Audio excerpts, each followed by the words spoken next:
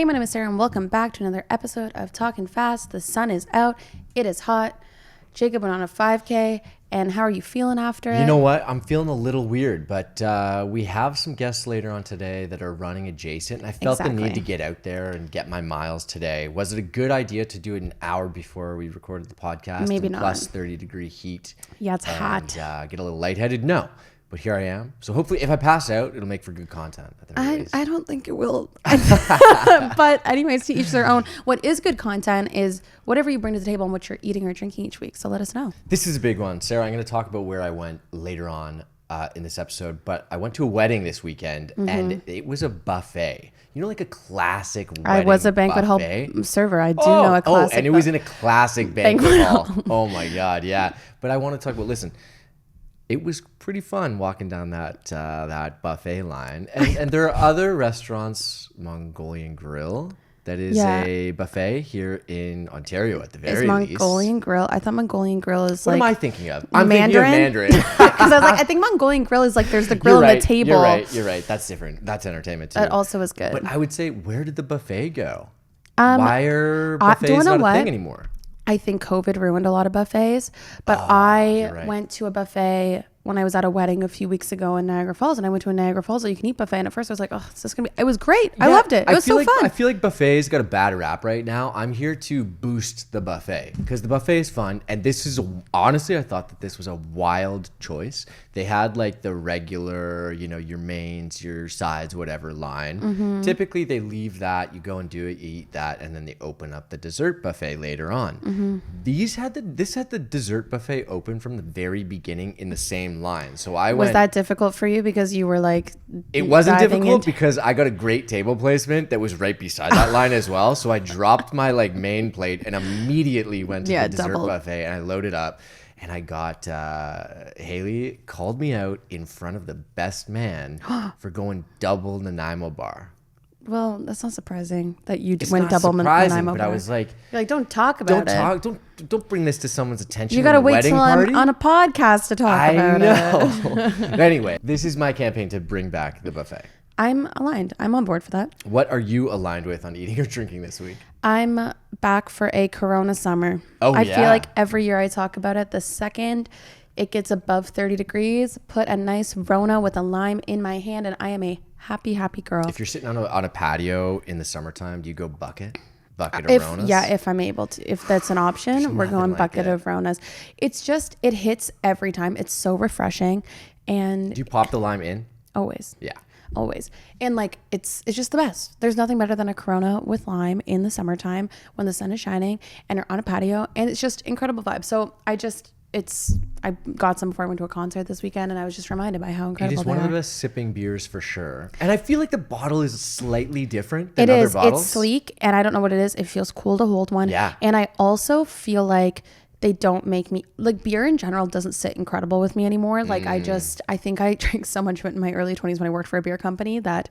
Well, I worked for the company that owned Corona. Yeah. And so I think I just ate so much that I drank, God damn it. Chewed on that beer. I drank so much that I just doesn't sit well anymore. But Corona's the one that won't make me feel gross after. They're light. Do you ever find yourself buying Corona in the liquor store? Yeah. You do? Yeah. Why do you only order it out? Honestly, I don't buy a lot of beer. I don't normally, but in the summer I buy Corona. Okay, that makes sense. And I started doing this thing. You can make like a Corona sunrise. Oh, wait, what is this? Is this with Aperol? No. That's a spaghetti. So I did this in Calgary the other day. So like same thing, you take a shot out of the Corona or light beer, whatever you want, and then you pour in a shot of Aperol. No. And it's very good. But you can put like orange and grenadine in the Corona. Like you pour out half orange and grenadine, and then it makes like a Shirley Temple vibe. Okay, I like this. It's so yummy. Anyways. Sarah, what are we watching or reading this week? Jacob, I watched a movie that it disappoints me to let everyone know that it does not hold up in 2024. No. What is it? It's pretty funny at the time of this recording, Justin Timberlake has a week out of being arrested and all these videos are surfacing. So the funny part is I watched this movie before that happened, but I watched Friends with Benefits. Did you manifest JT getting his DWI? I think so. Because I went down a rabbit hole of him after, and then the next day he got his weird timing. You know when weird things like that happen in the universe? Anyways, I watch Friends with Benefits. And like that was a movie I loved like in early university days. Mila It was like a Kunis is classic. in that, right? Mila Kunis, not to be confused with No Strings Attached, Which came out at the exact same time. Same year, and that's with Ashton Kutcher and Natalie Portman. Friends with Benefits. She's the recruiter. He comes to work at GQ. Woody Harrelson's in it. Yeah, he plays like the flamboyant gay sports reporter. Like it's nothing against Woody Harrelson, but I feel like a lot of movies he's in don't or has hold been up. in don't hold up. Yeah. So I was watching it, and I actually wasn't watching it for the purpose of thinking it's not going to hold up. But like sometimes you just turn on something like, oh, like nostalgia. Like I kind of thought it was in the like vein of Crazy Stupid Love in my head of like Speaking that of summertime, that's a nice one. Like afternoon on a weekend. Exactly, just throw it on. Yeah. And so I was like, oh, it's gonna be great. I watched it, and there's so many times I cringed. Like just the language they used, like things that are like that were cheeky back then. I just rolled my eyes at. You know what I mean? It's crazy. Yeah. And the movie came out in 2011, so I guess that's like closer to 15 years than 10 years ago now. There's a big difference between like good writing that'll hold up and just like cheap laughs. And so it was a lot. I didn't realize it was a lot of cheap laughs. And it's just the language was it's funny how it pulls you out of the movie when you're like, oh, this is not what I thought it was. And then anyway, they do a flash mob in it, and those don't hold up either. My God. Honestly, flash mobs are one of the most annoying things. Even back then, I didn't do one. I saw one flash mob. The first flash mob I saw, I was like, oh, that's kind of funny. And then the you're like, next no, one, I was like, please. no, over. I feel like malls were stuck around longer than they should have Because of flash mobs. They just needed a place They were like to a go and do breeding them. ground for them. Yeah. But yeah, I'm disappointed that Friends with Benefits did not hold up. I don't think I'll be watching that movie ever again. What about you? What are you watching or reading? The Euros and Copa America. Listen, I complained about this earlier on in the Talking Fast season that there's no sports to watch right now for me to watch, and you reminded me there are a couple of tournaments here, not just the Olympics, but the Euros and Copa America. Who do you cheer for? Actually, like Nolan and I had this discussion the other day because he found out he was listening to the podcast and found out you're a Arsenal fan? Liverpool fan. Sorry, I got confused.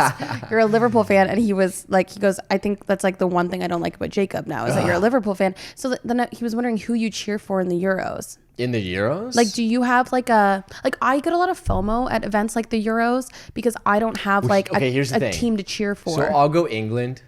Okay. I'll go England. Come on, England. However, because I follow the Premier League, but I also follow a little bit of the other leagues. I'm pretty up to date on like who all so you follow the main international players are. Yeah. So like second tier, it's like if there's Scotland's playing, for example, I would cheer for Scotland because Andy Robertson was on Scotland. Got it. He's Okay. captain. He's a Liverpool player. So I just want to see all the kids succeed. Okay, you just want to see your little Liverpool boys Which is like in the succeed. Copa America, Argentina played Canada in the first game. Which, Yeah. we held our own for much of the match. It Yeah. wasn't great, but there was a Liverpool player on Argentina, and I'm like, So you're like, what? it's kind of win-win. still a moral victory for Yeah. you, which is fine. Plus, it's just like tournament soccer is exciting. It's fun. It's just fun to watch. It's also fun in a city like Toronto where it's so multicultural, and it's just like there's flags of every like country. And you're like, you flying drive around. through a different neighborhood, and there's like Yeah. little Portugal, and everyone's got the like hood wraps on their And cars. there's like I feel like there's an authentic bar in this city for every country Yeah, that for competes to be able sure. to go watch him, which is great. It's fun. What are you listening to this week? Okay, I mentioned this just before we started recording, but I honestly feel like we're in a golden age of like pop music, good music right now. There's so much good music out there. So I'm going to mention two. First, Suki Waterhouse, which is... Did she release new music? She just released a new EP, which is, I think, 5 songs. A couple weeks ago. It is very good. Oh, I'm going to listen. I'm going to add to my playlist. It's so good. It's like, it's I love fun. her. It's got a good up and down over the 5 songs. I'd recommend checking out that for sure. And then Role Model, who is famously the ex of Emma Chamberlain.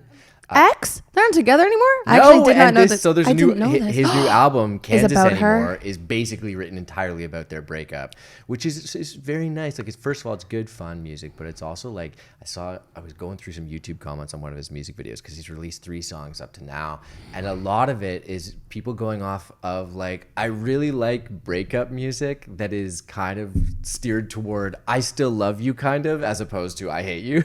That's true. And Which that's is- like where this falls. Or like I still respect you, but we didn't work out kind of music. Okay. He hasn't talked about it in super detail, but I guess the story goes, it's like he got very, very homesick while he's touring a bunch of whatnot, and he wanted to go back to Maine. She's in LA. He was living in LA, and the relationship kind of fell apart because of they're also distance. like children. They're babies, so exactly. they'll survive. And it's like, if we can get a really good album out of a breakup, I'll take it. So That's true. Kansas Anymore, July 19th, which is probably, it's already come out. But Look at That Woman. You got to listen to that song. I listened to that song 20 times on the plane. 20 times on the plane? Yeah, yesterday. Okay, I'll listen. What about you? What are you listening to? I've been listening to Gracie Abrams' new album. Another good album. So many good albums. But specifically, I've just been listening Which to Close to You. I've been listening to Close to You. No, not Us with Taylor Swift. When the album came out, that is the one that I went to first. Yeah. Then they released the video of, like, did you see this video of the candle being... Okay, No. So with the release of the song, Gracie released the video in which it's from the night they wrote the song. They'd gone out to dinner. So then someone like went through all the, because like Backgrid had like pap photos of them. So it was like in the same outfits. Then they go to Taylor's house, they're writing the song, but then a candle catches on fire, like on like, I don't know, a piece of paper or something. And it's Taylor Swift trying to use a fire extinguisher. And Gracie Abrams is filming her the whole time. This is a real video. I'll show you. Oh, crazy. And it's her like using fires. And Gracie's so funny because Gracie's like coaching her on how to use it. She goes, no, you can't throw water on it. She's like, what do I do? And then she's like trying to like get it to work, and then she gets it to work and it like breaks the candle and then it ruins their bags. Anyways, that's a side note, but also say is that song was written that night amongst all that chaos. It's a great one, but I've been listening to Close to You because I find it very weird for my brain when a song has been popular on social media for so long, even as a snippet, before it's a real song. Yeah. It's happening right now with this Kid Laroi song. Like, fuck your X-Men. Like that one, it's literally like not out yet. I didn't even know it's not out yet. And it's just that one chorus. I know the chorus. The Gracie Abrams effect was the same thing. Close to You, I knew from like montages on Instagram Reels and on TikTok. And I didn't know it wasn't a full song until it finally got dropped on this album. And everyone was like, she's releasing Close to You. I had no idea.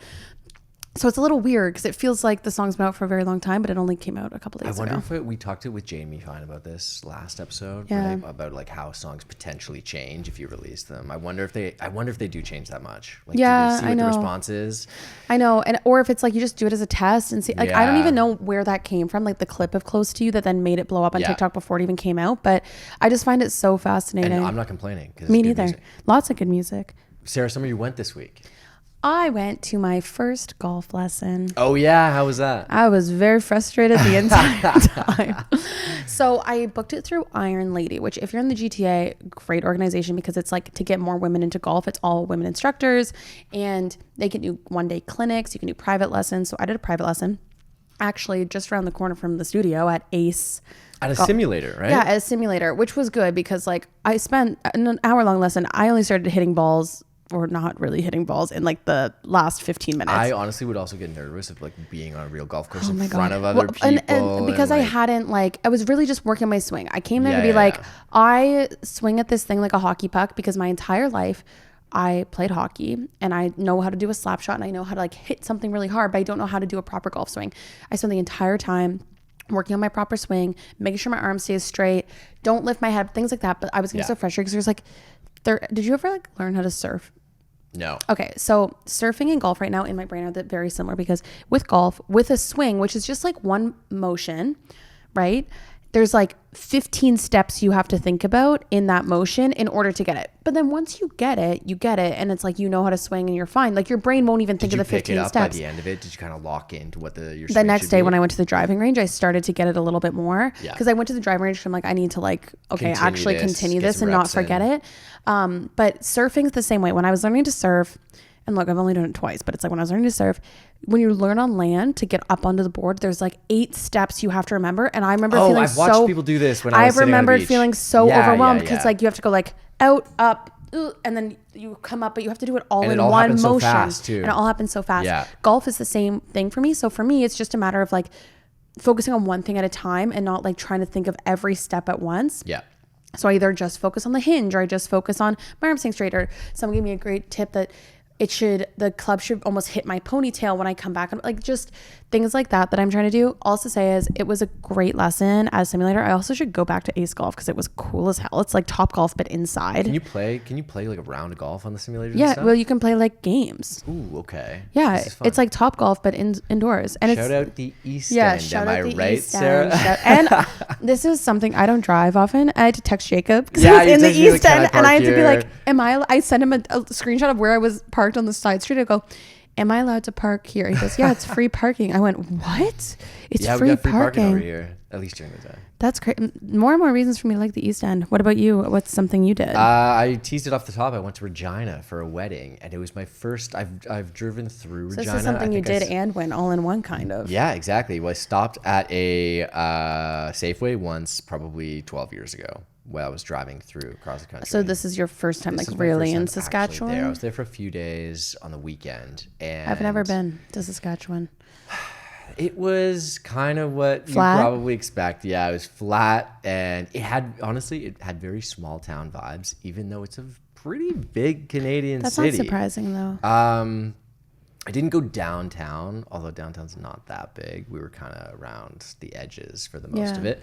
But it was nice. The people were nice. Went to a good diner, which was a classic diner, what you'd expect, a kind of a small town vibe. Sorry if I'm hating on Regina. I'm not really. And one of the best things, wide streets, nice neighborhoods, and like some of the most beautiful trees I've ever seen. Now, that was the most surprising thing of the entire trip. Would I go back? Probably not anytime soon. Not like on like a trip per se. And they love their Rough Riders out there. They do love their watermelon heads. They love their. Is that what they call them? Well, they wear watermelons on their head to I games. should have got one as a piece of merch. Just a watermelon, yeah, maybe. But shout out the Regina Airport too. Pretty nice. Oh, even though it's okay. small. Okay, it's fine. You jumped ahead to somewhere you went. What is something that you did? Like I said off the top, I'm lightheaded right now. I No, don't know that's what's okay. going on. That's okay. That's okay. They understood what you meant. The people that listen to this are the real ones. You know. You know. Something I did this week. Okay, speaking of the trip as well, gate checking. We had KJ on many episodes about. She's the carry-on queen. She's the carry-on queen. You've probably seen her on TikTok. I want to know her tips on this, but I want your take on it as well. Gate checking your carry-on, carrying on or at least to your gate, going through security a little bit bigger than you probably should have for your bag, and then just gate checking it because flights are so oversold these days. They always ask, carry-on. yeah. They're always looking for feel like volunteers, and I feel like it's safer if you bring the bag and all the way to the gate, and then you just put it directly on the plane. The only issue with that is in the summertime when it's really busy, they sometimes check them before you go to security.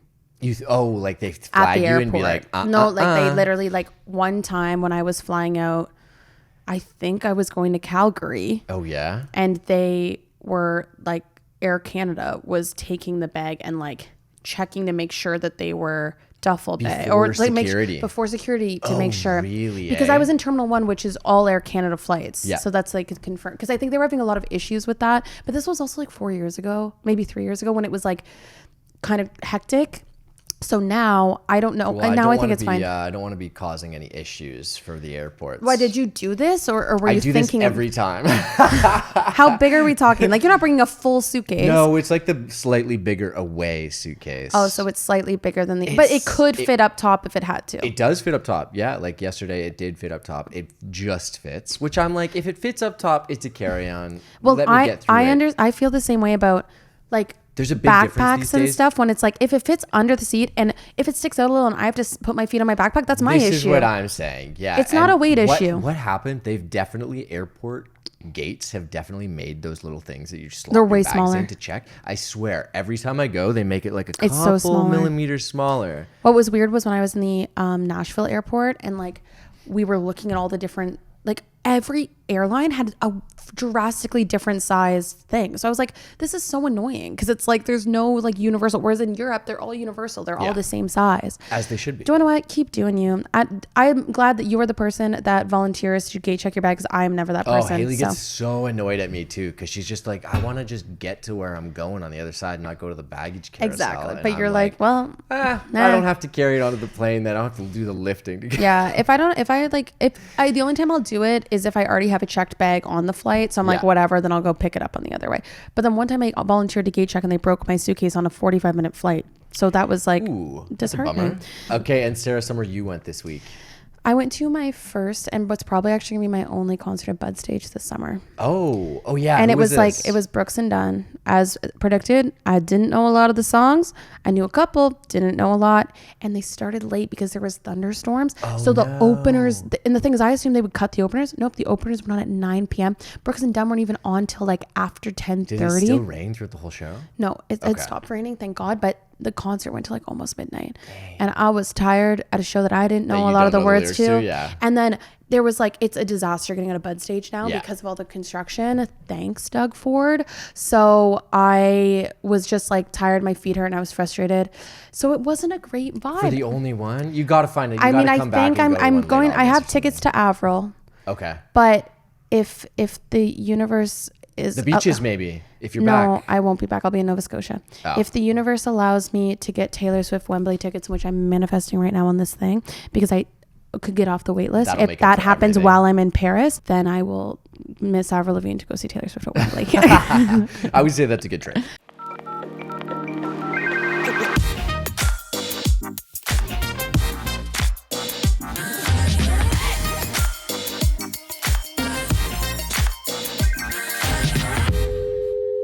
I feel like Jacob and I get a lot of questions about running. How do we start running, this and that? And we just like fly by the seat of our pants with answering them. So today we've brought in people that know a lot more than us.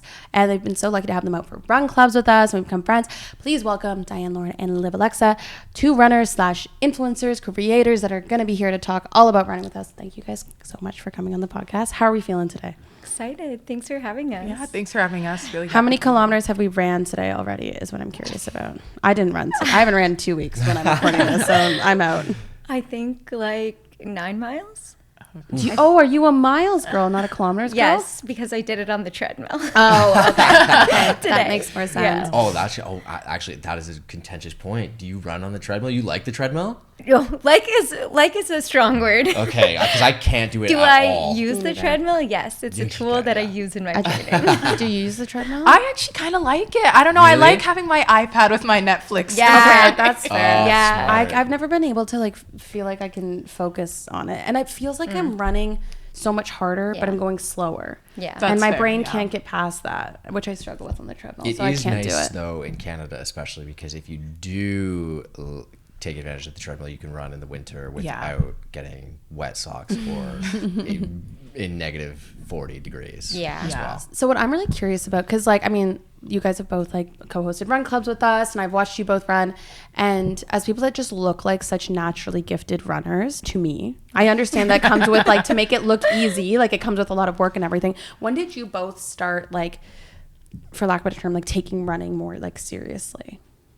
Yeah, I can start. For me, I come from a dance background, so running is not actually native to me. So I started when I was like 19. So that was like 7 years ago now. And I probably started taking it seriously like 4 years. That's when I got my first coach and decided, okay, I'm going to commit to like a training block. The Toronto half was actually like my first like big race. So that's to me when I started taking it seriously and like really getting involved in the community and utilizing run groups here to, help with the training block for that race. Was there any reason why you decided to start running? Like, or just like you were just... So I was doing like some personal training before, like at Good Life, and like I hate weightlifting, to be honest. I still hate it. I know that's bad to say because you're supposed to do it. I don't, but whatever. You can say the same about running though, because some people hate running and you're just like, you know what I mean? You're supposed to do it to help you running, which I do not. But I liked the running aspect of the personal training, so I decided, you know what, I can do without the weights. I'm just gonna run and I'm gonna try and get good at it. So I did start out on the treadmill. Maybe that's why I still like it. And then when the weather got better, eventually I took it outside. So that's kind of what started me off. How about you? Yeah, so in my second year of university, I walked onto the university cross country team. And after that, after I graduated, I just kind of continued on with it, continued on to competing on the roads. So, I mean, I guess I took it seriously from the minute I started, but yeah, I think like there has been seasons where I've taken it seriously and then seasons where I've trained a little more casually. Yeah. So did you like do cross country and stuff in high school? And then like no? No. Oh my God. No, I never ran. So then how did you? What was the decision to walk on then? Delusion. That's a great answer. I think, okay, so basically I played soccer competitively when I was in high school. Okay. When I went to university, it was sort of like the same thing with everybody else in first year. You go from like being a high level athlete to just nothing. Yeah. You pick up a ton of bad habits, eating crap, partying, drinking too much. And I don't know, I just feel like I lost a big sense of who I was because I wasn't, partaking in sport anymore. I feel that. I like saw the cross country team like out training around the neighborhood I was like living in. I was like, oh, I can run. How hard can it be?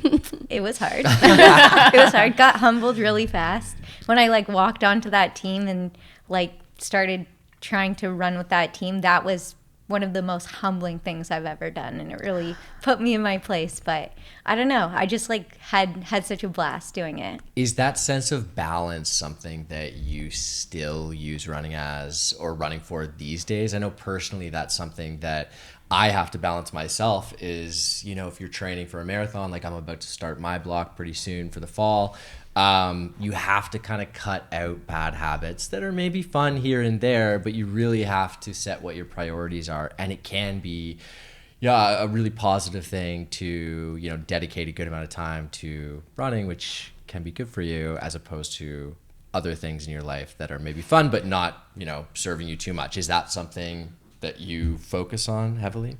Yeah, I think for me, because I see running as a competitive sport, like immersing myself in a lifestyle that's going to serve that is something that I definitely do. Like I don't drink at all. Like I could count in the past 2 years how many drinks I've had on one hand. So like I almost never drink. Sometimes I'll drink at a wedding here or there, but like it just doesn't serve me as an athlete. So I don't do that. And eating healthier, going to sleep on time, not staying out late. I feel like if you want to compete in running, because it's such a simple sport, you really have to like optimize on taking care of yourself. That's like one of the main things you can do to like improve performance. So, I mean, balance is tough. I think for me, balance comes in like seasons, right? So I train seasonally. I'll do like a block of 3 to 4 months. And then after that, I'll take like 2 weeks off and I'll just live my life. Maybe say yes to things that I had to say no to when I was in a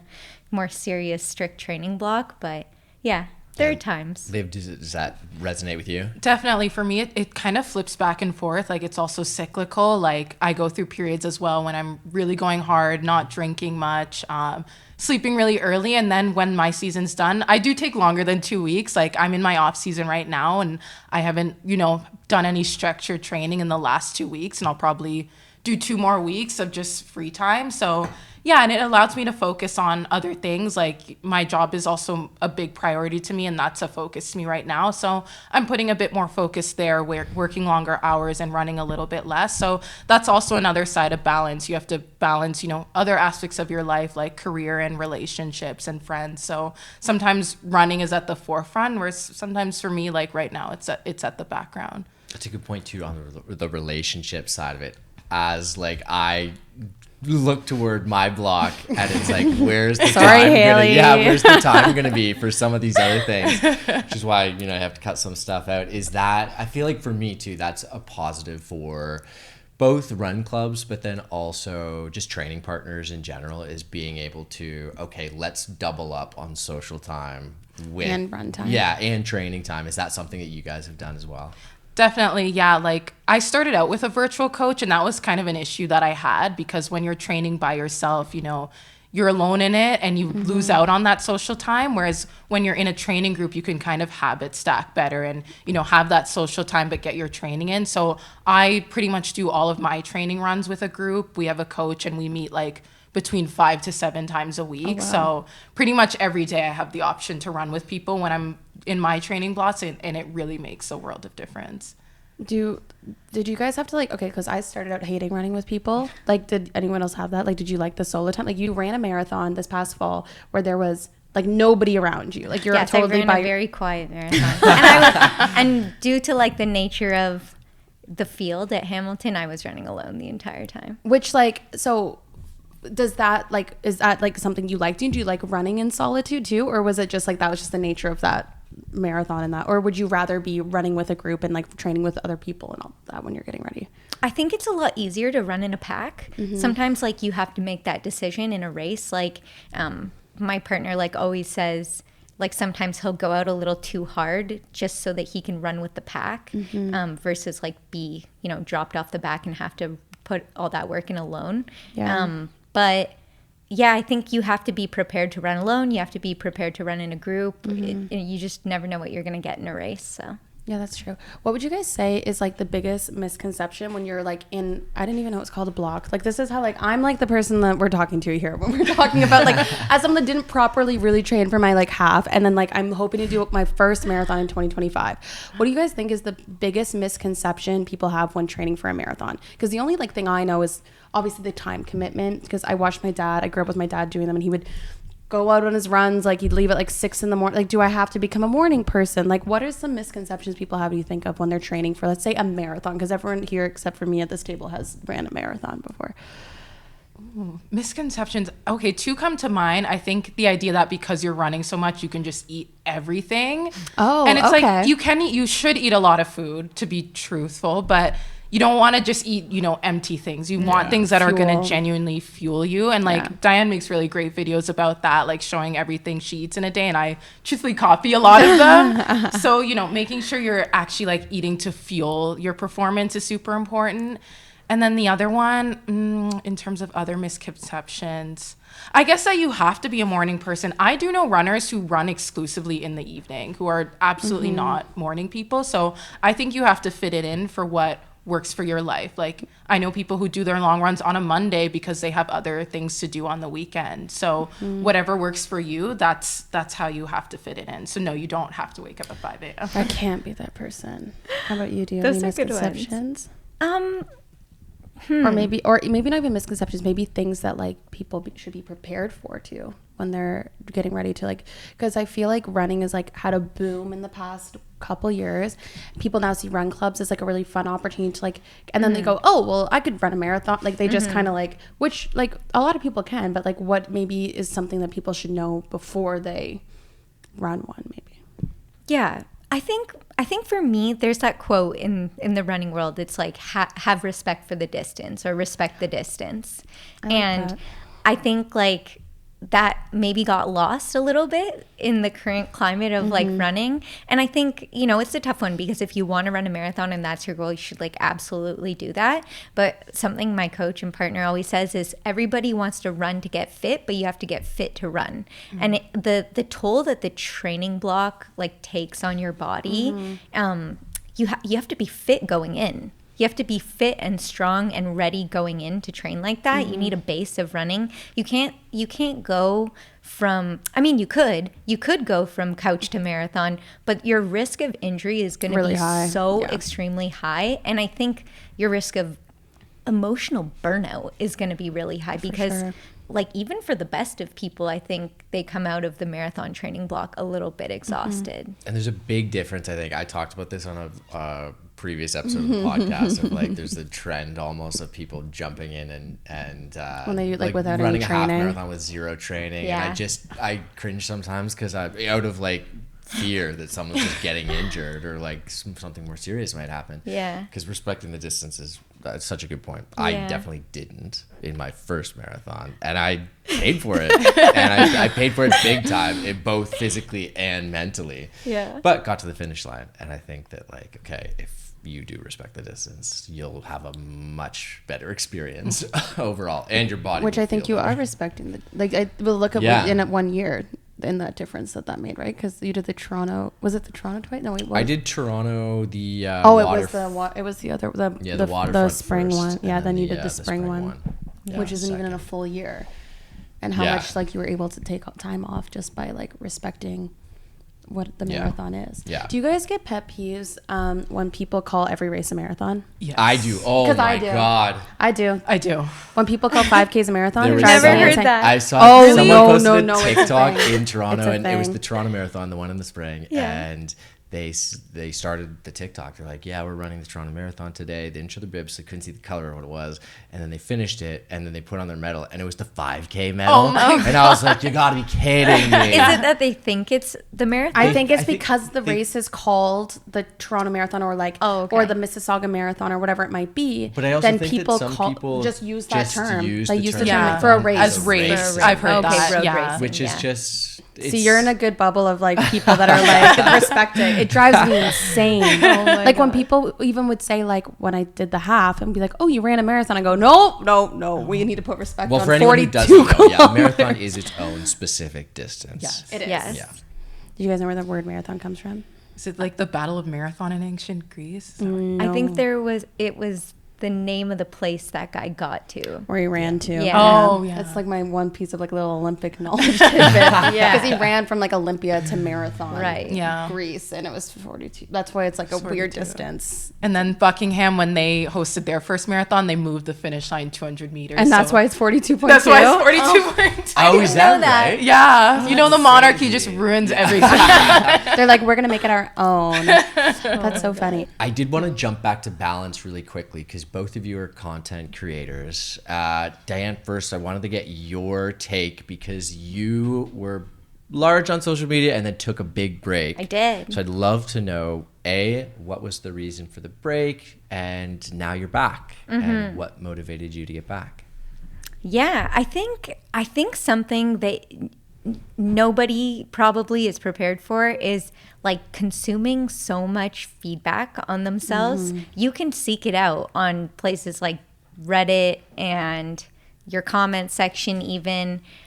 I almost don't think like humans are necessarily made to read that much feedback on I themselves. resonated with that when you said that. When you were Yeah. like, people aren't supposed to have this like many opinions like in their face at that point. I was like, that is the truth. Yeah, and I think it can be really overwhelming. It can be really stressful. I wasn't like coping with it well. I could feel that I was just like dealing with extreme anxiety all the time. Like I think something that's been difficult for me is like for me, running is so different for so many people. For me, it's a competitive sport. That's the world that I'm from. That's the world that I want to partake in. And I think like respecting that a lot of people don't see it that way, but then also respecting the fact that I'm allowed to see it that way is sometimes like a tough balance because the competitive running world isn't necessarily super inclusive. Like there are standards to get into certain things. And I think like sometimes it's hard to make sure you're like, I think it's tough. I think it's tough balancing that, making content that's for everyone, but then also respecting the fact that you want to make content that's true to what you're doing and what you value. So yeah, I took a break. I reassessed like why I make content, what I'm trying to put out, and just coming to terms with the fact that, you know what, some people might not like my content, and I have to be okay with that and know that there are people who are going to like it. And for the people who don't like it, there's so many other content creators who they will like. You just have to find who's right for you. And I feel like in like things like sports specifically, it's tough. Like even like to draw a parallel, I started like learning how to golf last year, and it's like you're getting like I'm getting tons of comments on like my swing. It's like no shit, I just started learning how to golf, but it's like I'm not making content for the person that already knows how to golf. I'm making it for the I'm learning, come and learn. It's the same as like with running or any of that stuff, because I think because people get so tied up in like if you're saying this is what I eat in a day, it's gonna be very different than what someone who's just like a casual runner like myself is going to, because I don't compete in it as a sport in the way that you do. But the issue is people have the feeling that they need to say that in the comments as opposed to just think it mentally and go, oh, this isn't for me. Yes. Swipe. And instead they have to like tell you that it's not for them. Yeah. I will say we are very happy that you're back. Yes. Thank you. You were missed, but it's I think it is a thing that people don't realize. You guys have like, because I know I work in like sports media, being like a woman in sports, do you guys also think that being like women in the space like sometimes makes it difficult as well? And do you have any experiences or with that, and being like you just said, it's the competitive running is like not the most inclusive space. Like do you guys have experiences with that or have any thoughts there? Yeah, I mean, I think 100% it's tougher to be a woman on the internet. I think you're criticized more harshly. I think intensity is criticized more harshly. Agreed. I've seen like women go after the Olympic trial standard in the States, and when they miss it, get just like destroyed for that. Whereas like when a guy didn't get it, who also has like a similar platform, similar following, the rhetoric is just entirely different. It's like, oh, he tried hard though. Oh, he like, but when a woman's confident in herself, when a woman's confident in the goals that she's put in front of herself, I think it's just interpreted differently. I think women are supposed to be quiet and humble and not threatening in some ways. And I think that, I don't know, I think it's tough. Yeah. No, I agree. I think there's a lot of like underlying bias when it comes to when women speak. Like if a woman is assertive about something, it's like she's mean. Like whereas like nobody calls men mean when they have honestly mean opinions. So I definitely see that bias with other women I follow. I've seen it with myself. Like the way people respond to you and your opinions. It's like, you know, I get told, and I think for me, it's like intersectional being a woman of color as well. Like for sure. People say like, oh, you're being aggressive if you respond to them. It's like, no, this is not aggressive. Like you left the comment and I have the right to respond on my own platform. So yeah, I think biases definitely exist and they impact people like women of color and other minorities. Do you guys also just think that, I mean, like, it's also just a respect thing. Like, I mean, like, people just respect female athletes less, which is unfortunate, but just the reality. Like, you see it in, like, every aspect of sport. In the WNBA, you see it in women's hockey, like, all of it. And so I can only imagine also in a sport that feels, like, more accessible to the average person, you can have then also average Joe over here who can be like, well, I can run faster than you and all of that, like, stupid rhetoric, which is just factually incorrect, but then also just, like, frustrating in itself.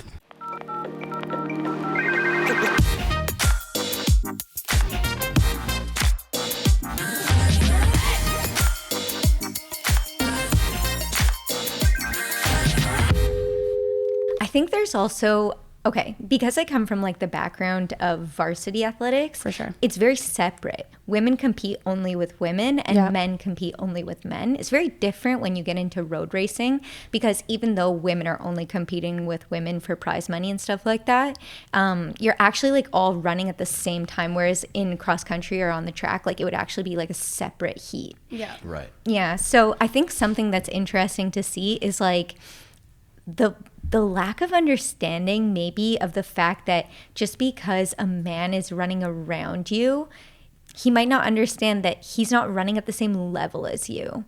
So yes, men who are running my same times, they're not even like in the top 100, but like I might be trying to place at something. Yeah. So. Oh, that's true. Cause I guess like, I mean, my only experience was high school cross country, but you're right. Like, and there's different distances for women. There's different, like all of, and you're all by yourself. Like you're all actually on your own. that switched. They changed in my it? last year of uni. Yeah. In university, they did? They're pushing. Basically, there was Good. a push to have women come up in distance and men come down so that they can run the same distance. That's smart because I think like in high school it was like I only had to run like 4 kilometers because God forbid I ran 5, my uterus would have fallen out or something like that. It's like when women were allowed to run the marathon. There's like It's really archaic like things that are still around like that. That was still around, but That's it's changed insane. now. Yeah. Speaking of archaic things, our training styles. I know that we've talked previously about. Well, this goes back to your question, Sarah, about like.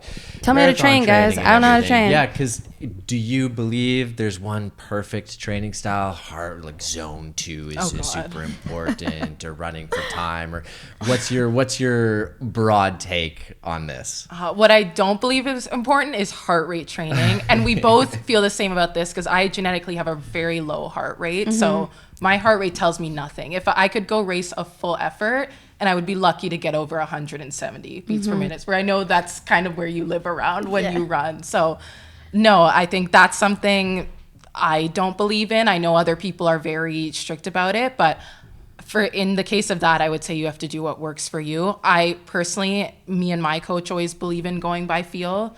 He's very anti even looking at watches. He is always telling you stop looking at your watch and just run. And I find that works best for me. And in terms of actual training, like, you know, respecting the distance, as we mentioned before, like the idea that you can run 2-3 days a week and then go to a marathon or a half might set you up for an injury. So, you know, just being smart about it, using people who are licensed and trained, avoiding some of these training apps that are sponsoring a bunch of people and, you know, not really backed in anything and not always made for women and other body types. So those are some of my I love that you said go up vibes because I don't wear a watch and I like will do run club and people are like, oh, what pace are we running? I go fuck if I know. Like, no idea. Well, I'm just running and we're going to see how it feels. You're also very vocal on the anti-heart rate. Yeah, I have a super high heart rate, so like that just doesn't work for me. It's for a lot of women though too. It's like because all these things are done for men. Exactly. All the studies on heart rate based training have been done on men. I've looked at them out of curiosity. Also, like women have some heart rate variability along with their cycle. So like that will change throughout the month for us too, how high our heart rate gets. Oh, I'm curious. You guys change your training based on your cycle? No. My coach kind of structures it sometimes around it a little bit, but not always. Really. Yeah. I'm somebody that like wants to be in a fetal position, so when I have to think about that when I'm 2025. Now that I've said on the internet, I'm gonna have to do it. Yeah. Run a marathon in 2025. What advice would you guys give to somebody that is like, say they're like looking to get into running? So like, I've been looking for marathon advice selfishly. I don't want to take up everyone's like time with that, but for someone that's like just starting running, because like everyone's started, like what's like your biggest piece of advice for someone that's just trying to get feet on the ground and going for a little bit of a run? I think my advice would be just build the routine. So put your shoes on and don't let perfection be the enemy of good. So put your shoes on, get out the door, do a walk run, do a 10-minute run. Just build the routine of getting out there 4 or 5 days a week and don't overdo it. Don't feel like you need to invest a bunch of money in a bunch of things. I was gonna say, say that. one of the biggest misconceptions, I think, I'd love to hear both of your thoughts on this, but like how important is gear realistically? I mean, I think, put it this way, I think a stronger runner will beat a less strong runner in a very expensive gear every single time. I think that's sort of the beauty of running, is it really just comes down to like the effort that you put in. And somebody who trained much less, most of the time, I mean, obviously there's some special people who are very talented, but yeah, I think that if you put the training in and you show up, and you can't buy a great performance, you have to actually get out there every day and work for it. Yeah, Liv, feel the same. I agree. I would say the only really important thing is obviously get fitted for shoes. Don't just look at this influencer who wears this brand. Like, go to an actual running shoe store, get fitted, because that's really what's most important. No, you don't need a vest. You don't need a fancy watch or all of this other stuff. Like, save that for later if you want it. But to get started, I would say shoes and just, weather appropriate clothing and building that routine and getting out there and going based on time rather than, pacing is the best way to get started. I'd argue proper socks are more important than That's the shoes Yeah, half probably. the time. I mean, there are a lot. There's so many camelbacks that you see on like the Queen's Key Trail, camelbacks and like $400 or the plated Solomons shoes and the that Solomon are like things. then someone sprinting for 2 kilometers until they pass out, and then that's you see them. I know. I feel like it isn't like people see on like, you're right, on social media. I also struggle with that because like, I mean, people ask me like what I'm wearing or what shoes I'm wearing and everything. And I'm sure you guys get this a lot. I'm curious about how you balance it and answer it, because it's like as an example, I run in Hoka's because I have wide ass feet, so they're great for me. Like, it's just how it works. It's just when I went to my physiotherapist, that's what they recommended. They said these are the shoes that will work for you. But then I have other shoes that are different for when I do weight training or whatever. I use Ons when I weight train because it's just different. I'm using different parts of my feet or whatever. So I think it's like this misconception too that it's like, oh, like what's the trendy brand right now or whatever. How do you guys balance that too? Because like I'm constantly, and like people are asking me and I don't really know what to say other than like, this is what my physiotherapist told me to put on my feet. How do you guys balance that? Because it's also part of the sport, and for you guys it's also then part of a brand and part of like, I mean, I get it, you can like make money by being like a representative of that brand and everything, but how do you balance that when people are asking about gear and asking about shoes specifically? Yeah. I think one thing that's really interesting is people will be like, oh, Hoka's didn't work for me. And then they'll say, well, I tried the Clifton and I didn't like it. Yes, you tried a very heavy, I don't think Clifton is a stability shoe. I think it's a neutral shoe. But still, it's a super heavy shoe. Hoka has lighter shoes than that. Hoka has very different, they have stability shoes. They have the Bondi. They have plated shoes. I think that it's not necessarily about the brand per se. It's about finding the actual model that you're going to like. Like, I tried the Clifton, I tried the Rincon. I haven't tried the Bondi, but I tried the Kiwanis, which I know you wear. And I didn't like any of them. I just found them all a little bit heavy and clunky. I also tried the Mock. But then I found this yellow road, and that's actually their like racing flat, and I like that. How do you feel when you have, like, when people are like coming to you asking for recommendations and stuff? Yeah, definitely. Because I run in Saucony, so people will ask me for recommendations a lot. But again, I always give the advice, get fitted and see what works for you. And again, sometimes I'll have people come to me being like, no offense, I tried Saucony and I hated it. I don't own the brand, so I don't take it personally if you don't run in what I do. And again, they have such a wide variety of shoes. Like, I know you love the Kinvara. I personally don't love it. That's kind of the shoe I reach for the least, whereas I love the Speeds and the Endorphin collection, which a lot of people don't love. So I always believe in what works for you. Like, that is the best shoe for you. What shoe do you run in? I need a new shoe actually right now. I need an everyday training shoe. I need to go and find it. If anybody wants to send Jacob so a pair of everyday training shoes. I thought that's what you were trying to do. I would like every brand. It wasn't what I was going to do, but if every brand wants to send me a pair of shoes, I'll give them a try. And I'll wear them on this podcast. You can't see my feet, but I'll maybe change my posture for the next recording. Put your feet up? Yeah, feet up, the only way. I really want to talk about run clubs. Yes. Because we have one, Talking Fast, Running Faster. An inconsistent run club based on our schedules, but it's a run club nonetheless. And we mostly, like, for anyone that's listening that maybe doesn't know, but it's a lot of like beginner runners. You guys both co-hosted runs with us this winter, which is so wonderful. Was the one you co-hosted was like the winter run we did, right? With all the snow, which actually was one of my favorite days because we actually had such a great group of people. Yeah.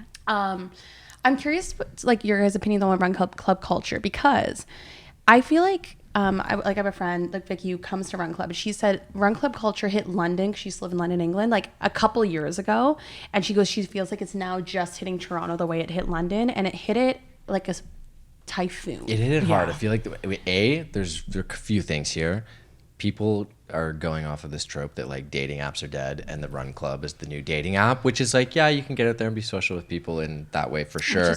But also and I do have to mention this because we all know what happened. There were a lot of big TikTok drama that happened a few months back when someone called Toronto run clubs, we're not going to name them specifically, but a gang. Do you believe that there's gang culture associated with Toronto run clubs? Not a question. But there is a big difference between like a run club that you're going to go to that you have serious training goals for, and a run club that you're going to go to be more social. And perhaps maybe let's frame this question around running etiquette, maybe in the training block.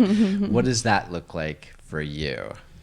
Oh, that is a loaded question. But She was part of the drama. I was part of it. Is it me? Am I that? Am I the drama? I don't think so. But like you said, it's such a mixed bag. You do have the more performance training heavy run clubs and the more social ones. And people have to pick the one that is best for them, that's in line with their goals. For us, we do see running as competitive. So a lot of the groups we run with do tend to be more competitive, and I personally like that vibe, and they still have the social element for me. So I don't know, in terms of run clubs, I don't think it's a bad thing that there's a lot, because it gives variety, and I think there's also some really nice niche ones that serve other people's needs. Like there's LGBTQ specific ones, there's women ones, there's minority ones. So I think those ones are really important, and I'm glad more of those are popping up. In terms of etiquette, I think, again, when you're new to a sport, there's no running rule book where you read it and just know everything. So sure, people make mistakes. They don't always know, don't be a mob when you're running, be a parade. One run club I always go to, the leader reminds us of that every week. That. He says, we're going to steal that. He's like, be a parade. When people come around the corner and see you, they don't want to see a mob, but people like parades. So be a parade and give everyone else the right of way. But again, there's no rule book with that. So unless run club leaders, like the one who said that to my run group, say that, people don't always know that. Yeah. So people will inevitably make mistakes. But like, you guys have been like, I guess, when did you move to the city? A couple of years ago? Last summer. Oh my God, only a year? Yeah. Because I was going to say, like, did you feel though that like, even like maybe last summer to now, like, can you feel that it's like quadrupled the amount? Yeah. For me, I've taken a big step back from the running community, to be honest. I think my partner said something to me and it really stuck with me. He said, when you decide to get serious about your training, you have to get selfish about your training. And when you go to run clubs, you're not always going to be doing what you should be doing for your training. There's a lot of stopping. It might not be the pace that you're supposed to be running. That's true. And I think for me, like, it's tough because I think for women too, there is that aspect of like there is safety in a group. We talked about and this it's a couple scary weeks ago. sometimes, running alone, especially through winter running, which is tough because it's always dark. Yeah. But right now I feel a little more safe because it's always busy in the city in the summer. And yeah, I think just taking a step back, doing the training that I need to be doing to, go after my performance goals. It might be a little lonelier, but I think it's the thing that's going to serve me. On goals then, I think you're both in between training right here, but what's next? What are the goals that you're looking forward to? Oh, that's a big question. I hit one of my major goals of going sub 50 in the 10K. So that was Nice, a congrats. major goal I hit at Sporting Life. I would say my next race is probably going to be a half marathon. So going sub 1 hour, 50 minutes for me is another big one. that. Yeah, I am focusing like less on marathons because again, I'm not ready to return to that level of training yet in that time commitment. And I would like to respect the other distances. I think sometimes people downplay them and think just a 5K and just a 10K and they don't realize how hard those two distances are. I was going on a tangent today to everyone, or the other day, saying that 10K is my favorite distance because it's long and fast. Yes. It's like every other one, it's like you kind of have to, I don't know, like think about like the map of the race a little bit more. Yeah. Whereas a 10K, if you're just feeling it, you can kind of just go. And I it's agree. short enough that you can just go and die after. Yeah. Or just spit everywhere. It's short enough that you can go and then die after. But it's like not so long that like, I don't know. I just think it's like the perfect distance. Yeah. Do you agree? I like it too. I like the 10K too. I had a blast running that. I hadn't raced a 10K in a hot minute. That was my first time racing that distance and I loved That's it. crazy. You did really well. You did very well. Thanks. Yeah. Thanks. Do you know what? I frustrate myself because then I go, wow, Sarah, imagine if you actually ran 5 days a week. Like I was going to say, you always say Nolan's talented. I think you're quite are really talented. I did Underselling yourself. Okay, Yeah. I was the kid growing up whose families traveled around the weekend. We went camping, but did 5Ks on the weekends and 10Ks. Yeah. And my Love that. dad's goal was like, we all win our category. Yeah. Always. Like my sister. It was crazy. Like it was like The pressure. the most Yeah. typical suburban white family shit ever. Like ever. But I think my issue was I was like, I did it all of cross country. Like I was always like, like as a foursome and like for your scores in cross country, I was always like a solid 2, like was never the 1, but I was a solid 2 or 3. Yeah. But then I just stopped in university and then it felt like I was starting from scratch. So Yeah. my issue is because I know I kind of like can run. I like train, but then I go, oh, I'm too busy. I'll figure it out. I'll be fine. But my goal is I told myself I won't do marathon training until I do finally sub 2 and like half. That's that goal. Because I like that, like the respecting other distances. And yeah, the 10K is my new favorite distance. And I want to like try and do like, just try and get faster in that. I think would be good. I love that. And What then about- Diane, what are yours? What are your Well, can I running say goals? one thing? Yeah. I remember when I told my coach that I wanted to run another marathon finally. I've taken I always take a couple years between each one.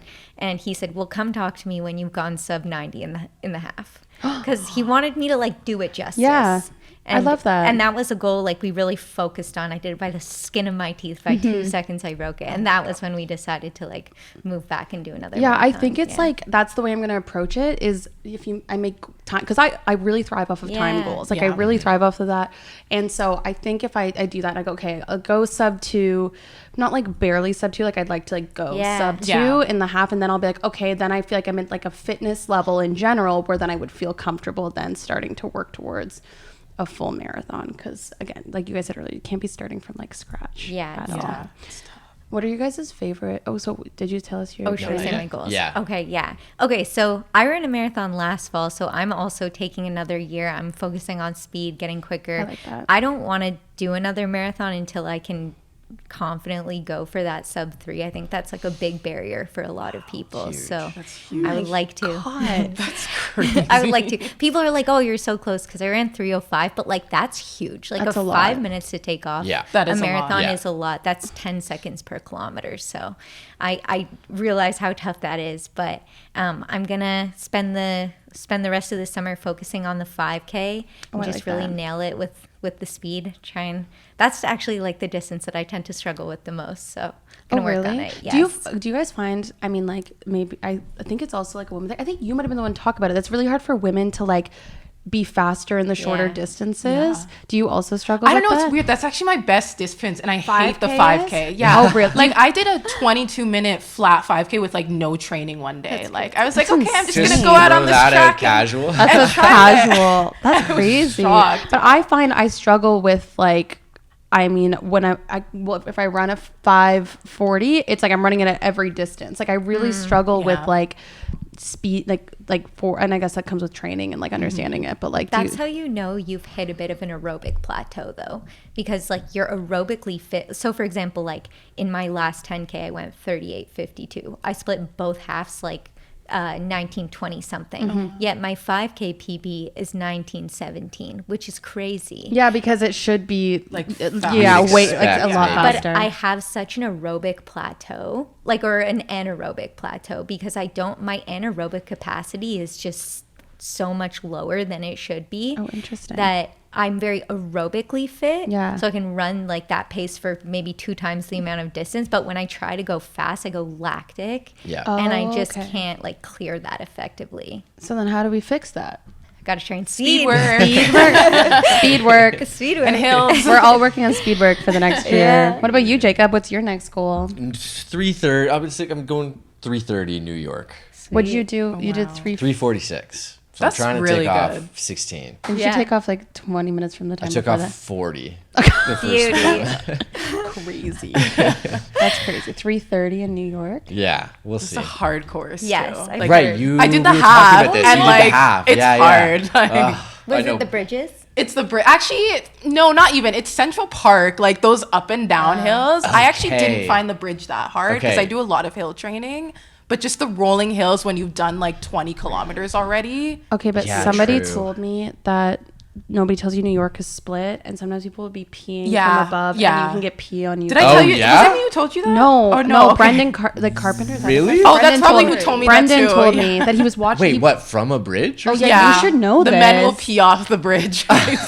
Because like what will happen is like it happens. People will just pee themselves So while if- they're running a marathon, okay, and they okay. can hit you on the bridge if you're running under. So you I'll get take split. a bag or an umbrella, a little Just umbrella wear or a hat. something. Wear a for- hat. Oh my god. Hat you don't like. This better not be fake news. I better not because I'm spreading it to everyone. No, I've believe heard that it. a few times. So Okay. I think it's true. Those are good tips though, because I was gonna plan a trip in the summer to go and just do bridges, but I'll Yeah. add Central Park. Do the to that Central as Park, well. like, Just do loop? You're cruises in you're there. planning a trip to train before you go back in. Yeah, I love that. I love I would that love for to do you. that. Yeah. just a casual one. Also because I'm gonna miss out. I love New York restaurants and bars. Yeah. And you won't be So able to I do just want it. to go have some good meals that Yeah. you don't have the risk Carb of eating a new load. meal before. That's the night of true. a Test race, out the so- food. Too. Yeah. Maybe I'll test out the food as Yeah. well. Find the pre-race meal. Yeah. What are to leave us off? Just maybe for anyone that's listening, it doesn't matter what distance or like where it is in the world. What's everyone's favorite race that they've ever ran? Oh, that's so hard. I love racing. It's like Gosh, I've that only is done a couple hard. though. Favorite race that you've done? If you have multiple distances, you can tell me multiple distances. But I'm just curious what everyone's favorite race is. I don't know. Do you want to go first? Yeah, I guess mine number one would be the Pride and Remembrance 5K. I am a board member for it, so I do help like plan it. So I guess just getting to see it is a huge one for me. And then I would say the Chicago Marathon. I love a loud marathon like that. Yeah. So, and the route is just really nice. It's completely flat. And then you get to see all 29 neighborhoods of Chicago. So it's like that's cool. you get a different vibe depending on where the turn goes. So I loved that one. It was I've heard a lot of amazing. good things about Chicago. Yeah. How I about might say one I've never ran. Is that okay? you? Yeah, go ahead. I love the Ottawa 10K. They had the 10K National Road Champs there. Oh, okay. Or the yeah, 10K yeah, yeah. Canadian Road Champs Yeah, yeah, it's yeah. called. And they start the women first. So the elite women. So you actually get the experience of running out in the front alone. Whereas sometimes like when you're an elite woman, you're a little mixed in with Yeah. everyone else. I think that's really special. They used to do something there called the gender challenge, which was really fun. They'd give like the women a little bit of a buffer and then they'd send the elite men, and whoever, if a man finished first or a woman finished first, they would get like some kind of cash bonus, interesting. which I think added some some like fun that. to that. Yeah. That's kind of fun. But I'd love to partake in that one day. I just haven't had the chance yet because this is my first year getting the qualifying buffer. Oh, that's Yeah, so congrats, exciting. by the way. Yeah. Yeah. So are you going to do it this year then? When is the Next Ottawa time? year. Oh, next year because Next of the one it year. is. That's so Yeah. exciting. Yeah, it's such a cool race that a ton of very talented people come and run it. Yeah. It's always a blast to watch and cheer. That's so fun. Yeah. Oh, that's What good. about you? What's your Okay, favorite well, I'm race? going to steal from both of our guests then because I'm going to also say one that I haven't ran yet and a loud race because I did go to the New York City Marathon even when I was supposed to run it last year. And there is a different vibe I can at vouch a that. race that is, you know, the streets are full the Yeah. whole way through. It's literally like People are a concert. Like when I was trying to get to the barricade to like see Yeah. Jade, I'm like elbowing people, being like, "She's coming! It's my turn to get up." Yeah, It's crazy. so I'm looking forward to that and looking back at the experience having gone last year because it was so loud and energetic, and it was great as a spectator, and hopefully will be great as a runner as well. Oh, it will be. What about you, Sarah? When I was growing up, my favorite run was the 5K Lindsay Milk Run because when you cross the finish line, they give you a bowl and you get to fill that bowl with ice cream. Okay, Oh, we I thought are you were all gonna say signing. milk. Like, No, it was I don't want milk. I don't know if it still exists. I don't know if it still exists. I would take milk. I would do.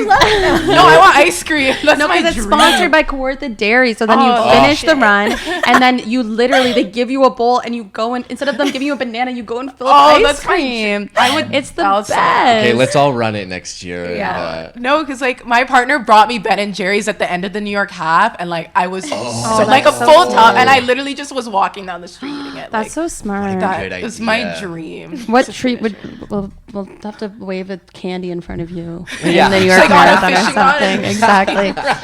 So we actually just got a question from the crowd. Isabel asked us about turkey trot families because they go, the worst thing you can do is marry into a family that does a 5K on Thanksgiving. But didn't you guys win one last year? Yeah. So I'm not from a turkey trot family, but my husband and I came together and we formed our own. I love that. So now you're a turkey trot family. And then we went to the turkey trot. We take it way too seriously. We had to go there and clean up. And we did. He love that. got to jog for the win. I had to like fight till the last trot. What do you win anything at the end of it? Like, do you get a we turkey? both won Do you- $300. Oh, yeah. Okay. okay. So what you So could do proud. is just go and like clean up at all of these little like small town like Where things. there's no like super tough And then competition. like clear Yeah. the shelves. Where of did you cranberry decide to sauce. run it? Oh, I can't remember. Dan found it. It was some small race. In some small town. Yeah. But is that usually more of like a cross country style race, which is kind of Yeah, fun? it was on a trail, so That's it was a little nice. different. Wow. But we both come from that cross country background. Exactly. So That's the we one thing I liked it. kind of miss. That's the only reason I liked the spring runoff Yeah. because Yeah. even though it's like you're still running on like a road, it feels like cross country Yeah. a little bit. Well, thank you guys so much. I've loved this chat all about running and speed. I hope you guys had a great time here on Talking Fast. I can't wait to see you guys get faster and you go run the New York Marathon, and I will happily cheer you all on. I'm traveling too much this year to do any of it. Thank you so much for coming on, and thank you to you for listening to another episode of Talking Fast. You can find us every single Wednesday where you listen to your favorite podcast, or if you're missing out, if you're not watching the full thing on YouTube, because then you can look at our beautiful faces the whole time. Like, comment, subscribe. We will see you next Wednesday. Bye.